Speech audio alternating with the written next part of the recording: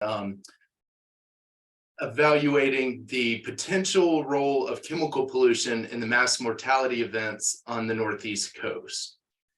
And I guess to kind of start out, if we can get these slides to work, this right from the beginning became a big media story. And when the mass mortality I'm talking about of shellfish and largely crabs happened, the news covered it. It was all over Twitter, and it was actually something that I didn't pay a whole lot of attention to.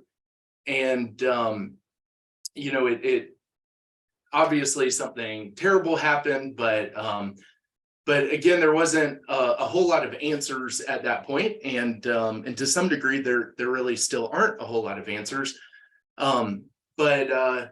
But then there was an opportunity to get involved in a moment. I'll kind of lay out that timeline, and then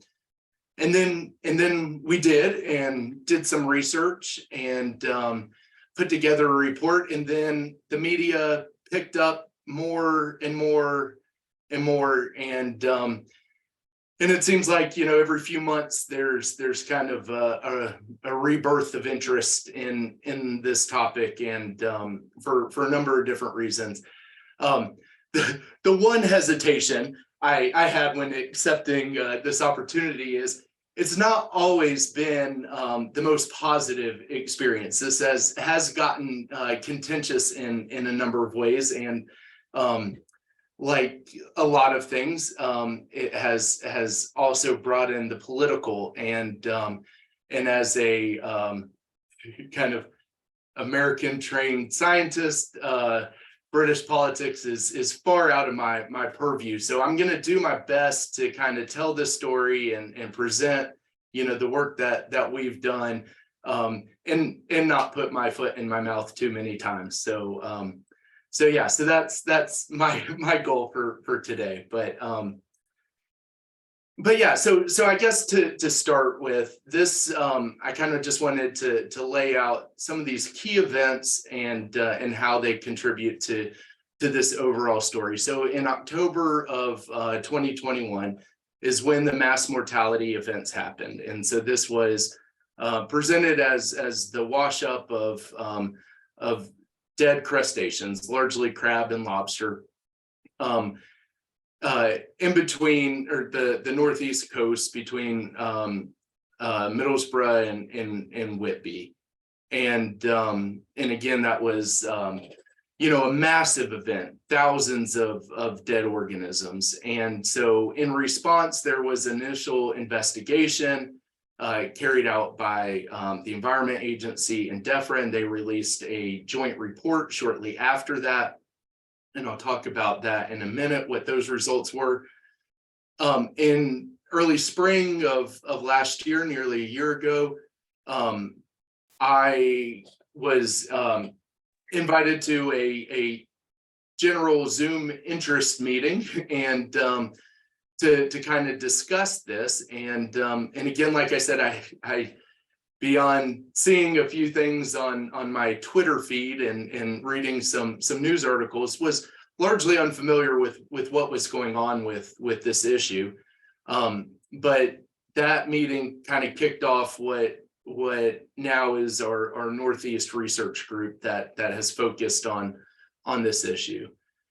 So soon after that, we kind of launched our investigation, and for our work here at York, that involved receiving a collection of water and sediment samples from the impacted area. And we spent the summer developing methods and analyzing those samples, and then writing up our report. And that was released last September. And again, that kind of kicked off another firestorm of media attention. And I think importantly, it launched a parliamentary hearing in the EFRA committee. And so this was an opportunity to kind of present the data and in that setting. And then from kind of the offshoot of that was that in December, DEFRA announced that they were going to put together an independent expert committee. And so that committee was made up of experts from across the UK, and we shared all of our data, kind of everyone involved at that point. So the Environment Agency, DEFRA, everyone who had done any kind of investigation shared all their data. And that committee just last week announced, or I guess issued their report. And so so this is kind of the whole timeline. There's a number of different interests or I guess interested parties, and now there's 3 reports, and so I'll kind of discuss those findings. I'll discuss our work in our data and our findings. Obviously, that's what I can speak on the most, and then I'll try to wrap up by kind of giving my perspective on where things stand, and kind of some larger themes as well. So, to begin with, the joint report, so this was from that initial investigation that was carried out by the Environment Agency and DEFRA. They were unable to determine the cause exactly of the mass mortality event, but there were 2 pieces of information that were really important. So they had analyzed some of the tissues from the dead crabs, and they had detected a chemical in that crab tissue that they identified as pyridine. And they compared that to crab samples from other coasts of the UK that were not affected by the die-off, and in large part those levels were significantly elevated in the crab. They also analyzed some water samples from the area, but there was no pyridine detected in those water samples. So this will kind of all play a big role in the story in a few minutes.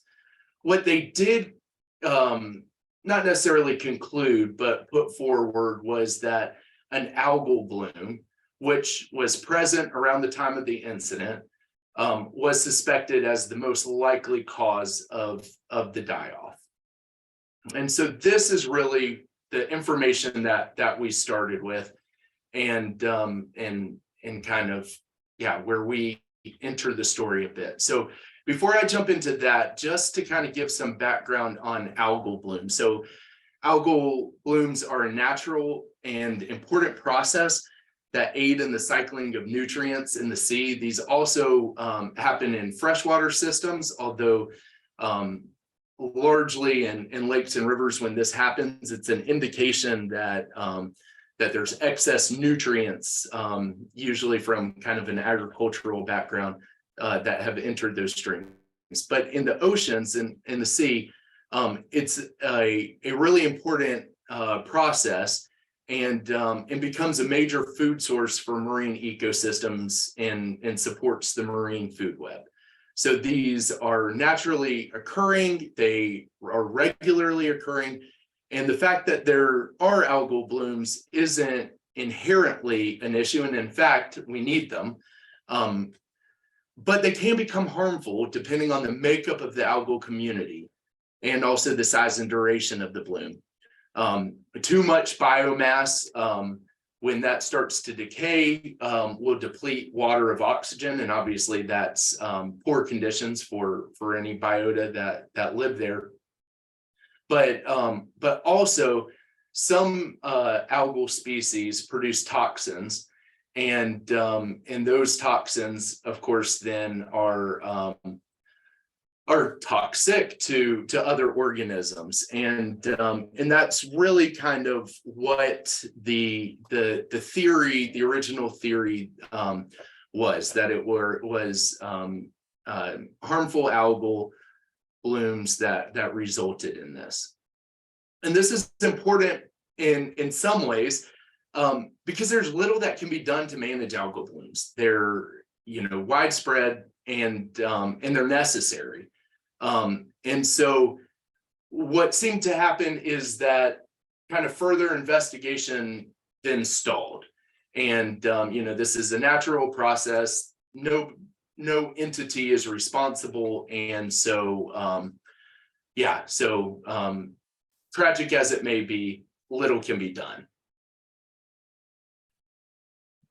But you can imagine if your livelihood as a fisherman was destroyed by that, that'd be a little bit harder to stomach, and not knowing is doesn't really help your situation. And so largely driven by fishermen in the impacted areas, an increased call for research was developed. And what the fishermen were kind of putting forward was, we had this detection of this chemical in the tissues, and they didn't necessarily feel like that had been fully investigated. And so when this was presented in that Zoom meeting last March, my background is as an environmental analytical chemist is to measure small amounts of compounds in complex matrices, and so this kind of felt like something that I could contribute to, and it's also we don't often have opportunities to do work that has such an immediate impact and stakeholders so local. And so it was an exciting opportunity, and along with researchers from the University of Hull, the University of Newcastle, and Durham University, in combination with the Fishmongers Company and the Northeast Fishing Collective and Whitby Lobster Hatchery, we kind of formed this Northeast research group. And initially, we came up with 3 very kind of straightforward research objectives. Overall, we wanted to explore the potential that pyridine may have been the cause of this shellfish mass mortality event experienced in the Teesside coast. And to do this, we wanted to fill the knowledge gap relating to the specific toxicity of this chemical pyridine to shellfish. We wanted to investigate the presence of pyridine in impacted water and sediments. And then we wanted to examine the potential of dredged sediments contributing to this widespread impact area through modeling. And so those were kind of our 3 main research aims. So one of the first things that we realized when trying to learn more about pyridine and its potential as a toxic substance is that there's very little toxicity data.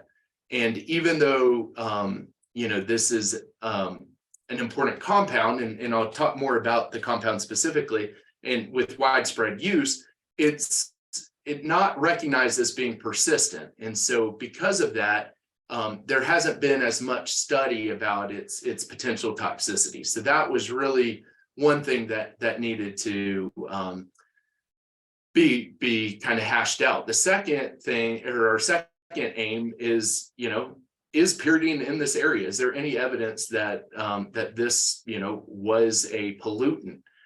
And then the other big question is, such a wide area was impacted. How would this likely have occurred? Is it reasonable that this could have happened? So how I'll structure kind of the rest of this talk is really by answering these 5 simple questions. So first, what is pyridine? Is pyridine toxic to crabs? Is pyridine present in the impacted area? And then, could pyridine have spread throughout the impacted area? And then kind of where are we now? So what is pyridine? The structure is presented here on the left, but it's a heterocyclic aromatic molecule with a nitrogen atom. So that just means it's a carbon ring with a nitrogen substituting one of the carbons. It is a colorless, flammable liquid, and it has lots of uses in many industrial processes.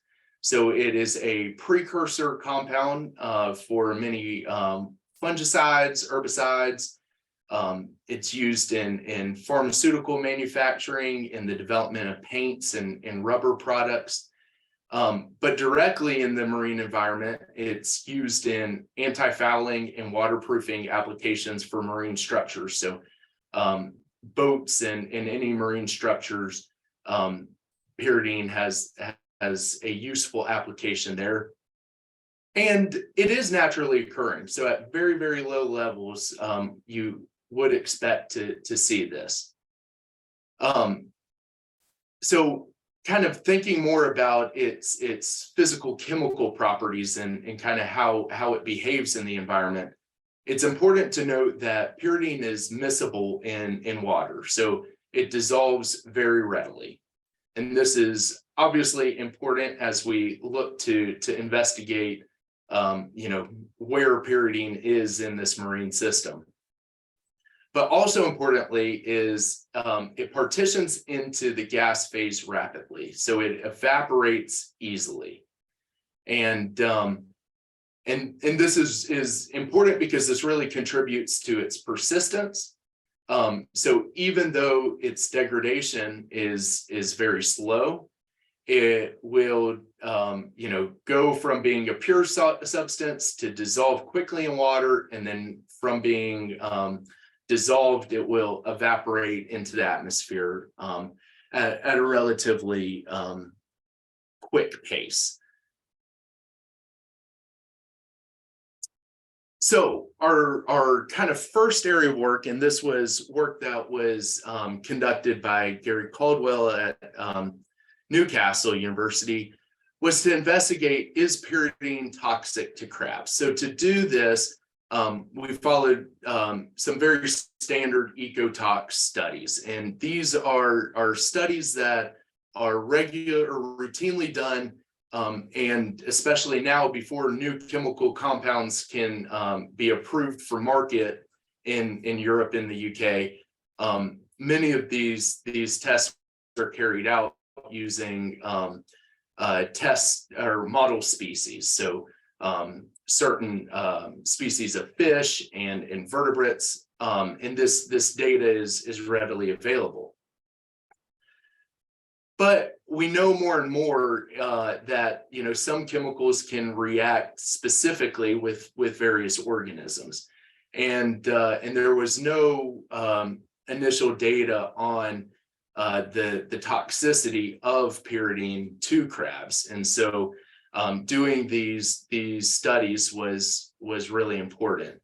And so to do them, we exposed crab to various levels of pyridine for 72 hours in total duration, and taking our measurements at 24, 48, and 72 hours.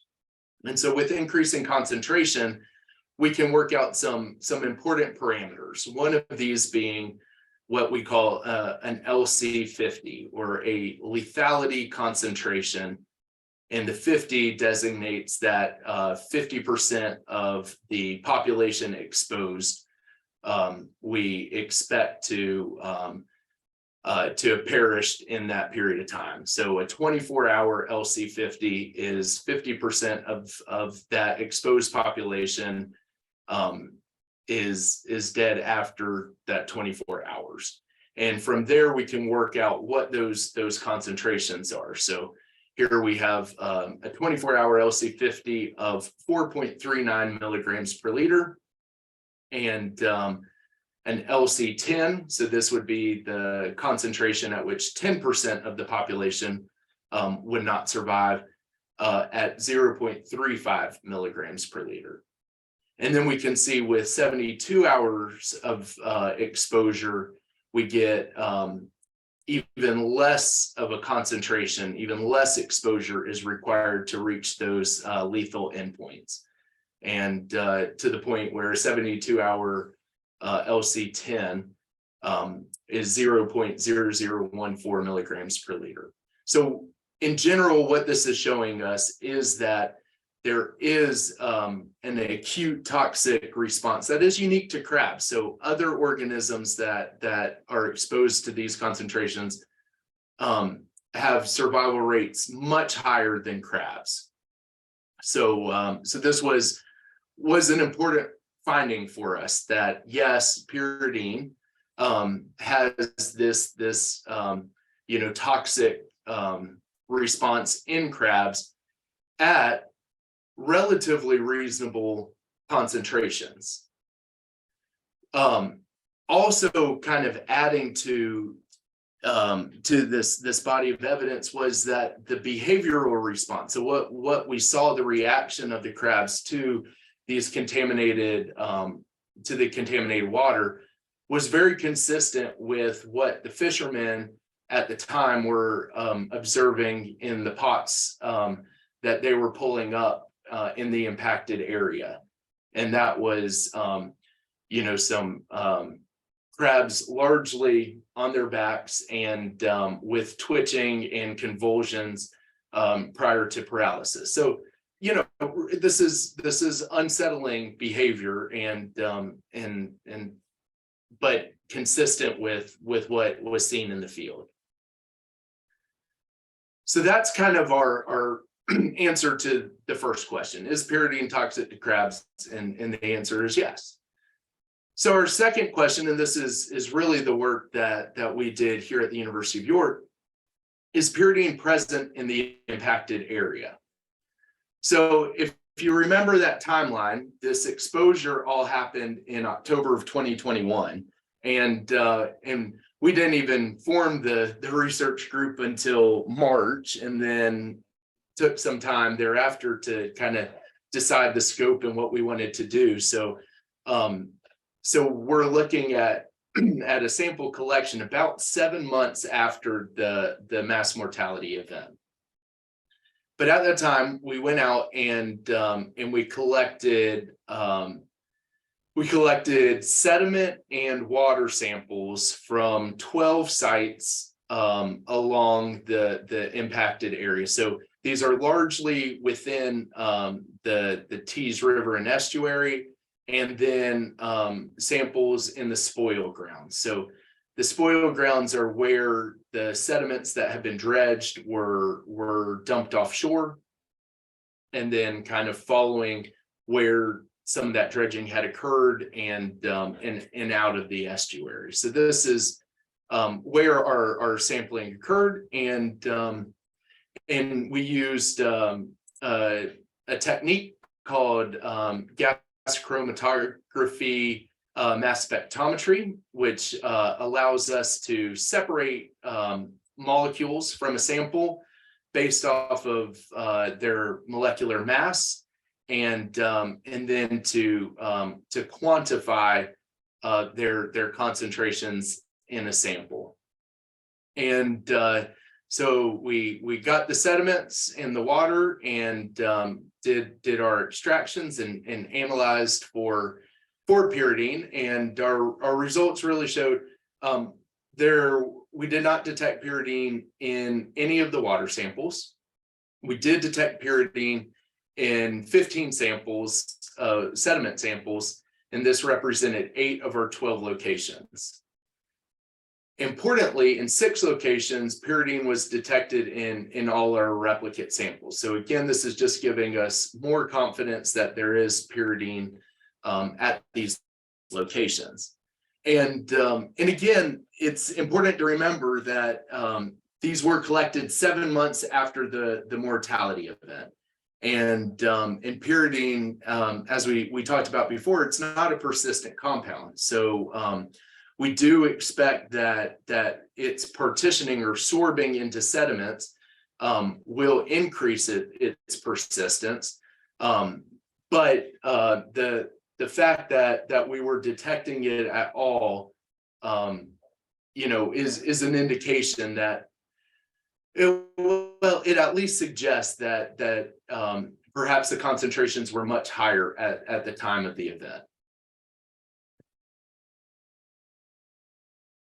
We've done some further analysis as well. So obviously we got really focused on pyridine based off of that initial report from the joint report from DEFRA and the EA, and that found pyridine in elevated levels in those crab tissues.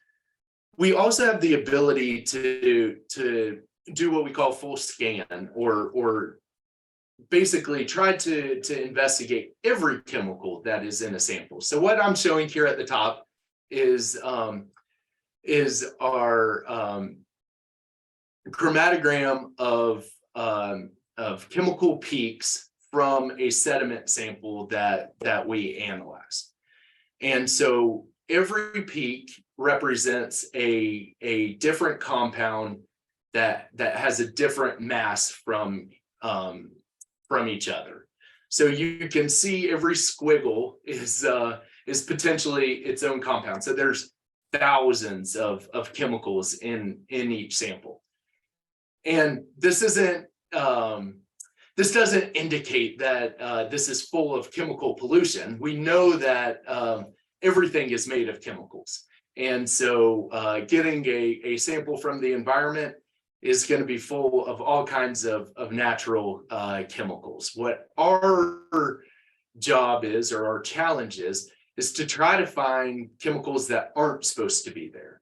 And so we can do that easily if we know what we're looking for. So in what we did before, we knew we were looking for pyridine, so we can set the instrument to just look for this specific compound, or we can use this technique, see potentially what everything in our sample is, and then try to retroactively go back and determine what these peaks may represent. And so especially for the largest peaks, which has some correlation with concentration or abundance in our sample, we tried to identify other chemicals that were also in these sediments. And interestingly, we found a lot of PAHs, which PAH stands for polycyclic aromatic hydrocarbons. And so these are, I guess it represents hundreds of different chemicals that are made up of those carbon rings that we saw an example of with pyridine. That some of them are naturally occurring, and we find them in coal and petroleum products, and basically they're generated by incomplete combustion. So often we find these in as a result of any industrial process. And if you're familiar with that Northeast coast, you know that there is a rich industrial history in that area. And so this isn't a surprise. For decades, in industry and industrial processes generated all kinds of chemical waste. And the fact that that's in sediments is almost expected. And monitoring of sediments over time, we're well aware that these are relatively highly contaminated. But we detected compounds like pyrene, benzene, benzophenanthrene, naphthalene, xanthine, fluoranthene. So a lot of these PAHs. One interesting one to note is that the naphthalene, that is a man-made compound, and used in many industrial processes intentionally. It's not necessarily a byproduct. And so again, it's just showing that the influence of this industrial past on the current quality of the sediment. And PAHs are important from a health perspective as well, because long-term exposure to PAH pollution is linked with kidney and liver disease, as well as increased rates in a number of different cancers. So again, just more evidence that that these sediments, do contain chemical pollution. So our next question is, how would pyridine spread throughout the impacted area? And so what we worked on here was to model an event where pyridine, in this case, getting back to pyridine, was either resuspended or released at those spoil grounds in the sea off the coast there of Middlesbrough. And taking into account all the conditions of the flows, the weather, everything happening at the time of the event, we wanted to see how that spread may occur. We also incorporated some of the physical chemical properties of pyridine. So again, this isn't the most persistent compound. So we do know some things about its half-life in water and in the environment. And so the modeling took into account that dissipation as well. And so what you can see, each graph or here represents 1 day after that initial loading. So in the top left, that's kind of the start. That's when we add the pyridine to the system. And then you can see over the course of 18 days, the spread and again, the dissipation, wherein after 18 days, there's very low levels in only a few places. And so interestingly, you can see this maps us from Middlesbrough to Whitby. And this is, the coastline that was affected by the mass mortality event. And so again, answering that question, could pyridine or any chemical, released perhaps in these dredging activities or by any other means, could it spread? And based off of the conditions of the sea and the weather at the time, again, this is providing evidence that is possible. So the major conclusions from our work and kind of the conclusions in the report that we put together is that pyridine is a compound that we show is specifically toxic to crabs, resulting in the characteristic response observed during the mass mortality event. And again, that's that response that the fishermen were observing in the pots that they pulled up. We find that low levels of pyridine in sediments from the impacted area that were collected 7 months after the event.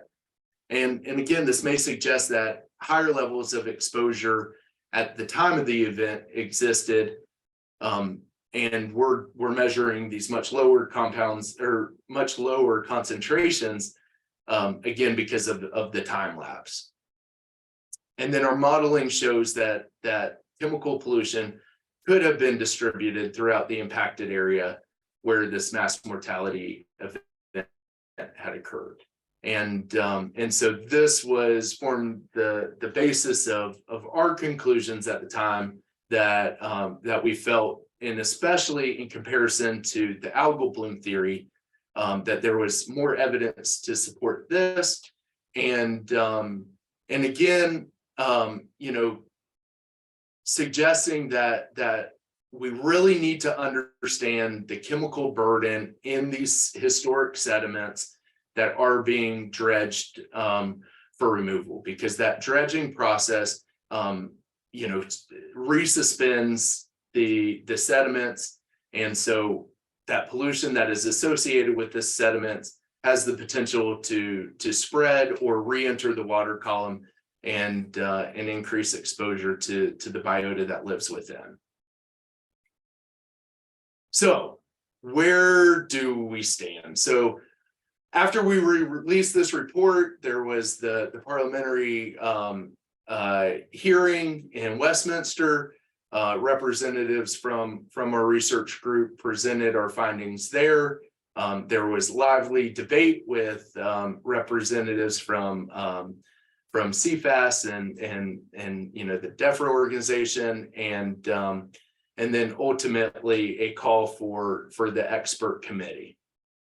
Last week, that expert committee released their report, which evaluated all the data that had been accumulated by our group, by the joint agencies as well.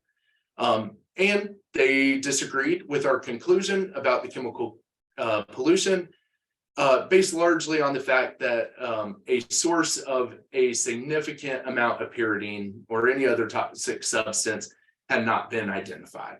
And this is certainly something that we agree with. There is no smoking gun.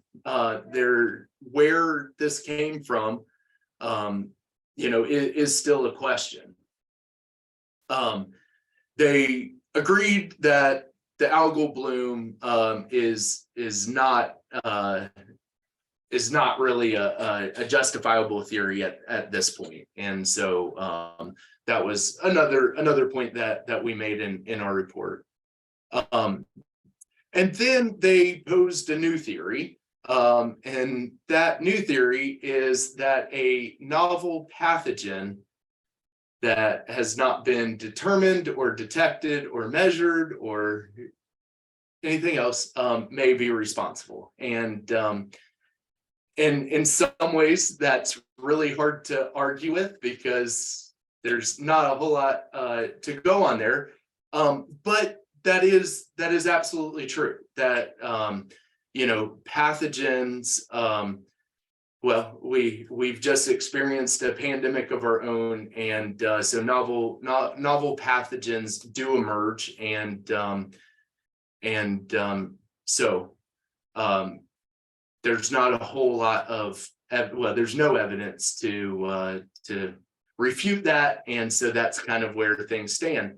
I think one thing that was really impactful to me last week is starting yesterday, dredging for the Tees Works project, which is a big dredging project, has started or kicked off, and the impact, to the fishermen, it was disappointing for them certainly, and especially because while there is chemical monitoring of those sediments, I think we all felt like that could have been a program that could have been increased. We could have studied those a bit more just to make sure that those were safe to move and were being moved in the right way. So so that's kind of where things are at the moment. I think the thing to not lose track, I've talked about different theories and things people have posed, and really this is an egoless question. It doesn't matter who's right.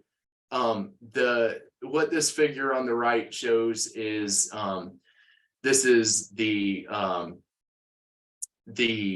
regional catch per unit effort of crabs per pot in 3 locations impacted by this mass mortality event.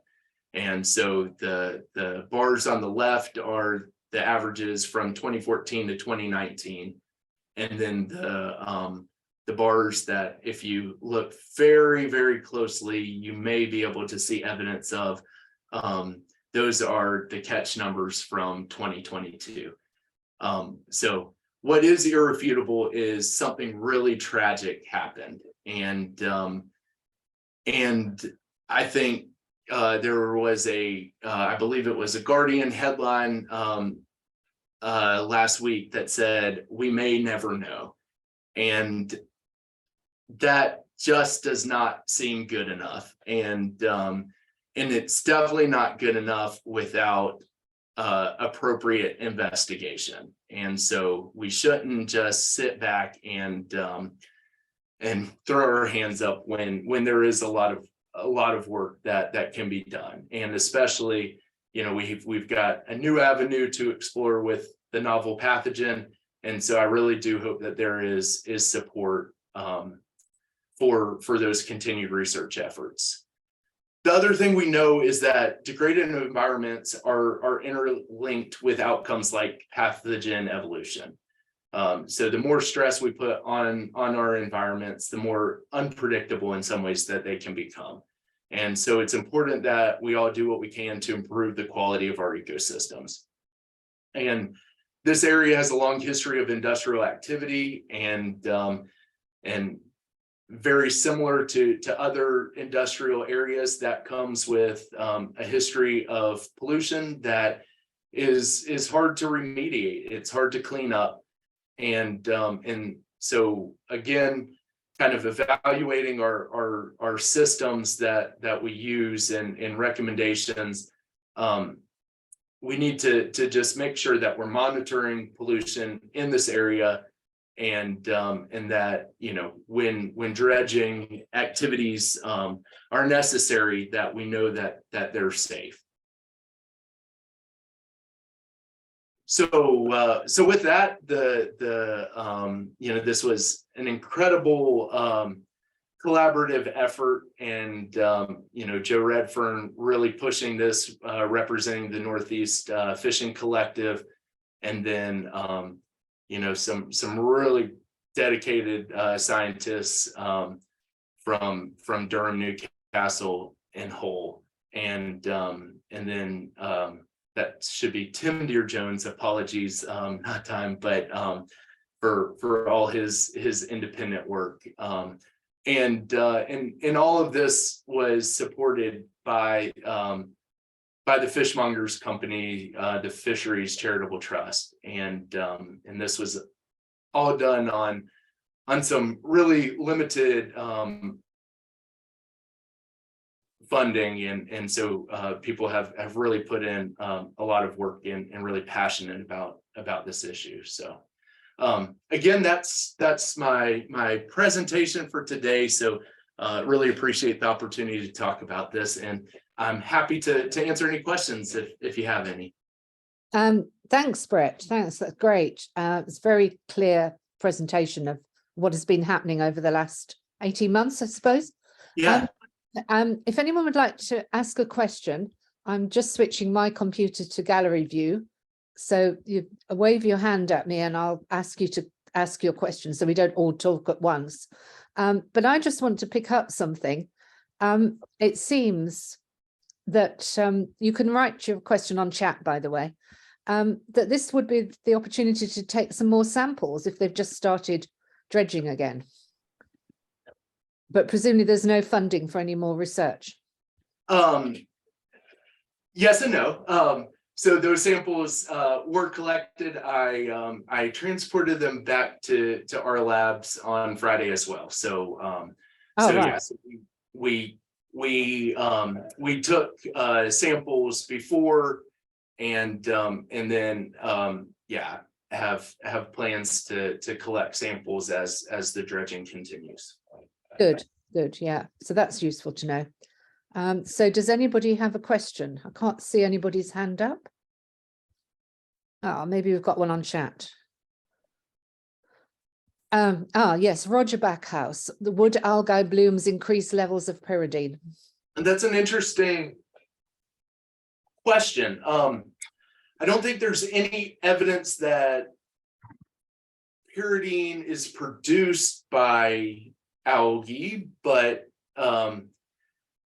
I guess we hadn't thought of that. The other question here was, is pyridine somehow naturally generated during the decomposition process? So again, the tissues that were measured were found washed up on shore. We don't have life histories of those organisms to know when they died versus when they were collected. And so one of the questions that CFAS and the Environment Agency had was, as they decompose, would we see more pyridine in those samples naturally? And in the coming weeks, we will have answered that question, because we've just finished probably one of the most unglamorous experiments of letting crab decompose and collecting tissues as it decomposes, so that we can do that analysis. So yeah, that's interesting. I haven't seen a link between algal blooms and pyridine. Right, another question from Lewis and Carol. How safe is pyridine for humans? And they also wanted to know a second question about the fish caught in this area. How safe is that? Yeah, so those are also, very good and important questions. So pyridine at these levels that we're seeing, kind of in the sediments are, this is always a challenging question to answer. So this would not raise to the level of concern for human exposure at this point. Pyridine itself is, it can be toxic. One of the big things with chemical exposure is it's always about the dose, and so how much you're exposed to. The concentrations that we've seen in the sediments and then in those crab tissues would not raise to level of concern from products that are fished from this area. Now, I guess the overarching issue is that at the time, if pyridine is responsible for these mass mortality events, obviously that concentration was much higher, and so that would certainly be a concern. Thank you. David Turvey, is it possible that a chemical dump has corroded and released pyridine? Yeah. So we know that there are industries in the area in the recent past that had large quantities of pyridine on site. So there is a history of pyridine itself being in the area, and so kind of the pathways into this are there are plausible pathways for that chemical pollution to get into to this area. So and that's, there's also been some construction work in the area, decommissioning some structures that were involved in various kind of combustion processes that are also associated with generating pyridine. Thank you. From Roger Backhouse, good to hear some proper science. What symptoms are shown by crabs affected by algal blooms? Are they similar to those observed by the fishermen? That's a really good question. And Gary would would be able to answer that much better than I would. I guess my background as an analytical chemist kind of probably precludes me from answering this appropriately. So my apologies. Well, thank you. Adrian said, how much funding would it take to do sufficient monitoring to reach reasonable, mindful conclusions acceptable to both fishermen and DEFRA? Yeah, that's a good question. So the work that we did was largely done. Was completely done with less than 10,000 pounds. I think, if we're getting to an appropriate level, we need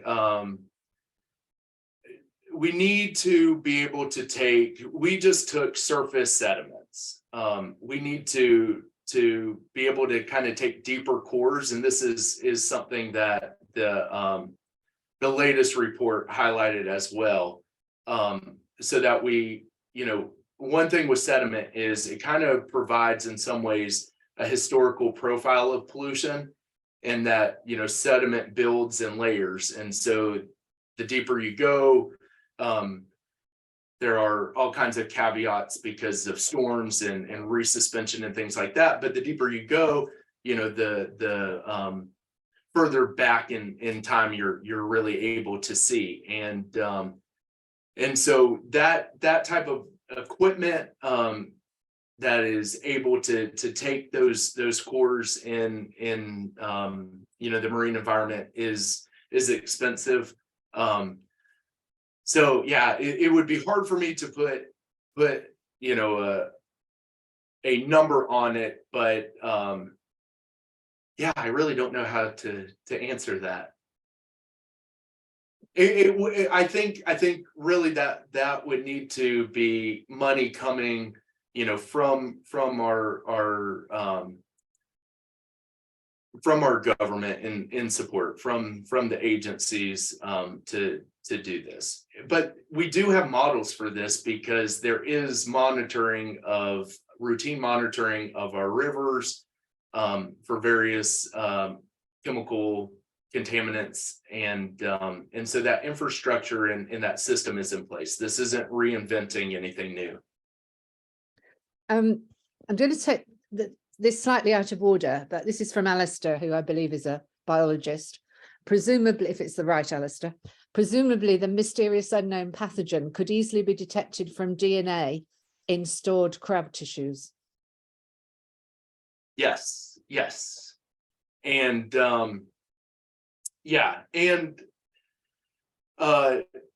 that's why they I believe that's why they call it a novel pathogen, because those tests were conducted for known pathogens, and in that initial joint report, so they did testing for pathogens. That was kind of the first testing they did on those initial crab samples. What I am not sure of is if those samples still exist, and what plans. Those were samples that we never had. We do have a collection of samples of crabs that have washed up in a similar manner since then, and so potentially if something is identified, then those might have value in that. I think one of the other things that I didn't really say, but is kind of a point worth sharing is with this increase in activity, if we're waiting for another mass mortality event to prove that it's the dredging activity or a chemical release or something like that, we're not going to see that. We can't have another mass mortality of crabs in this area because the crab populations aren't there. And that's kind of a sad reality of the current situation, but that's supported by that catch data. They're just the fishermen just describe them as dead zones now. And so, yeah, that's, but Alistair, that's a good point. And hopefully that DNA is, well, yeah, no, you're exactly right. And again, very much not a biologist, but hopefully they have that DNA in those samples archived and can do that analysis. Lovely comment from Alistair. It would have to be very novel to be undetectable. Yes. Yeah. There's a few other questions. I'm just going to take them slightly different order. Are all crabs in the area now dead? I think you've answered that really. Do they multiply? Can fishing recover? And I think we've already discussed another dredging event, which is going on now. I think you've sort of answered that question because I took it out of order, but yeah, I think. Yeah, what do the fishermen say really? Yeah, so this was topics that we did discuss last week, and I think in the immediate terms, getting those populations back, the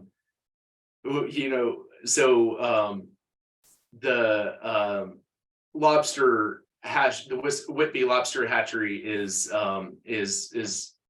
involved with our work and certainly kind of restoring and improving the lobster populations is what their mission is. And in that context, we were kind of talking about this, and it's like, how much effort do you put in restoring those populations if those grounds can't support that life right now? So I think in time, hopefully there will be recovery, but what kind of timeline we're talking about, I don't think anybody really knows. And then Peter's just got some information. Walking along the beach at Saltburn, there were many mussel and razor shellfish shells, much more than normal. So are they also effective? And this walk was last week. Yeah, so these are some other things that are being explored as well. There's some really compelling data sets looking at barnacle populations on that have kind of decade history. Their annual surveys that are done, and so there is evidence that there are more than just crab that are affected. In that initial wash-up, there's also lobster and various other organisms. I think interestingly, the kind of abundance of crab, based off of the work that Gary has done, the kind of ratios seem to be associated with their sensitivity to the chemical as well. So that perhaps is a little bit more evidence that this could potentially be the cause. Thank you. Interesting comment here from David C. Crabs are reasonably high up in the food chain. Is there any evidence of bioconcentration of pyridine in the food chain up to the crab prey? I don't know what preys on crabs. If other organisms are more tolerant of pyridine, could the crab prey have a large body burden which would be passed on to the crabs? Yeah, so again, this isn't anything that we've investigated. And I think one of the challenges, if these were, if pyridine was a more persistent compound, a lot of this would certainly be easier to investigate. Yeah, kind of that that progression through the food chain with a compound that isn't persistent is challenging unless you can take all of those samples at the time of the event. And of course, you know, we weren't organized then to be able to do that. But you know, the other important thing to consider here is kind of the behavior and patterns of crabs and other crustaceans and where they're living, other organisms. So we did find pyridine associated with these sediments. Organisms that spend most of their time in these sediments are therefore going to be the most likely to be exposed. And that's kind of at this point the only evidence that we have, and the only thing we can really justify. And Rebecca, I asked this a while ago, but I put the other questions in first, really. And maybe you don't want to say this.